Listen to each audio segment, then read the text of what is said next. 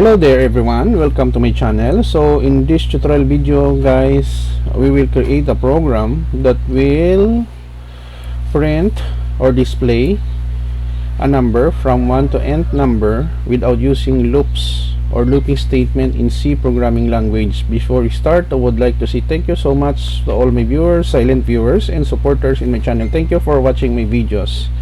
If you are new with my channel and then you like this video tutorial, please hit the like button. Don't forget to share and please support my channel guys by clicking the subscribe button.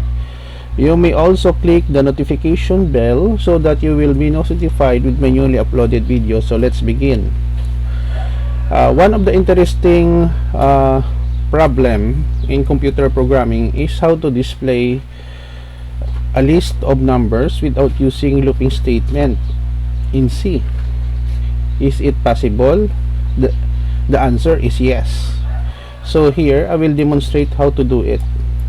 So here sharp includes TDO. It is a standard input-output library file header in C for input-output operations like printf, scanf, using different kinds of loops, for example pointers.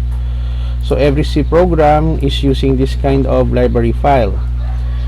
And then we have here a function print underscore numbers, and then we have here two parameters which has a data type of integer. So when we say integer, it refers to a data type that can only accept whole number, negative including 0.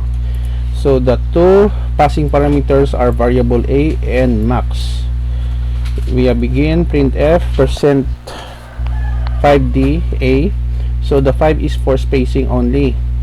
So if a less than max, begin calling function recursively by itself. So we will call this function print underscore numbers, and then we increment a comma max and then close and then return here. So using recursion principles in computer programming, that's the way we can repeat displaying a series of numbers. And then we have here a main. It is the starting point and ending point of every execution in C program. So when we run our program, our C compiler will search this main function and execute. And then we have here left curly bracket, and then I assign a value to an integer data type n, that is 10.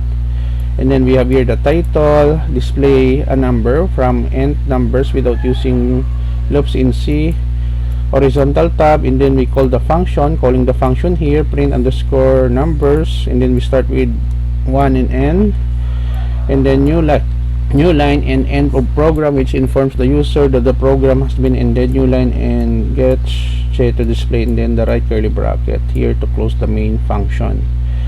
By the way guys, I'm using dev C++ in writing this program. It will work also without any changes in code blocks. Okay, let us compile and run so that we can see the result. Okay, it's running already. So display a number 1 to nth numbers without using loops in C. We have here 1 2 3 4 5 6 7 8 9 10 and a program. How about we change this one to 20 instead of 10? Let us save, compile and run. So the same result will achieve. It will display from a series of numbers from 1 to 20. Okay guys, so this is the end of our tutorial video on how to display a number from 1 to nth numbers without using loops or looping statement in C. Thank you so much guys for watching. I hope that you have learned in this tutorial video. Don't forget to like, share, and please support my channel guys by clicking the subscribe button. See you in the next video tutorial guys. This is your friend Jake saying bye bye for now.